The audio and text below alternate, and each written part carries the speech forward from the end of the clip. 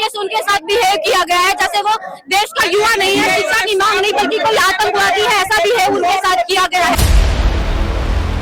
जब तक धर्मेंद्र प्रधान का इस्तीफा नहीं हो जाता तब तक जारी रहेगा।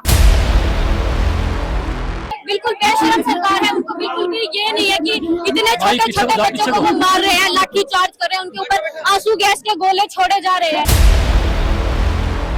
पुलिस के रूप में आधे से ज्यादा उन्होंने आरएसएस के गुंडे भेजे हैं जो बच्चों को बिना वजह पीट रहे हैं। बड़ी ज्यादती की गई है सरकार की तरफ से।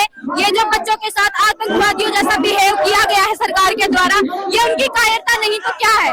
डर रहे हैं मोदी, इसलिए उन्होंने पुलिस को आगे किया है बच्चों को मारने के लिए।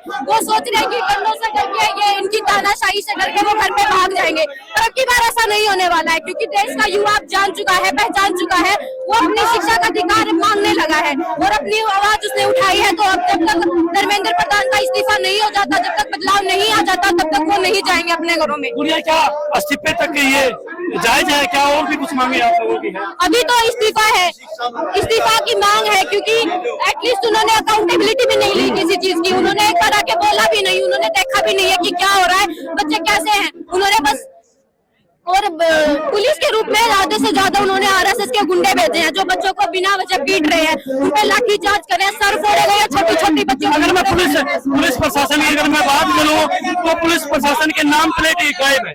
हाँ, नाम प्लेट गायब है और आधे से ज्यादा ने तो वर्दी भी नहीं पहनी है, मुंह पे मास्क लगा के रखा है और बच्चों को पीट रहे हैं, लड़कियों के कपड़े फाड़े गए हैं। इतनी बुरे तरीके से उनके साथ बिहेव किया गया है जैसे वो देश का युवा नहीं है, शिक्षा की मांग नहीं बल्कि कोई आतंकवादी है, ऐसा बिहेव उनके साथ किया गया है।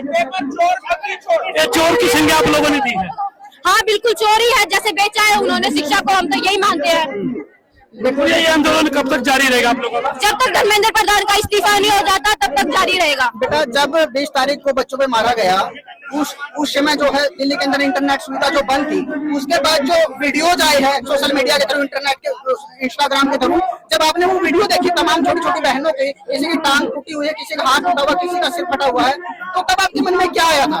मन में यही कि बहुत ही निंदा करनी है, ये काम है। देखो, सरकार को ऐसा बिल्कुल भी नहीं करना चाहिए था।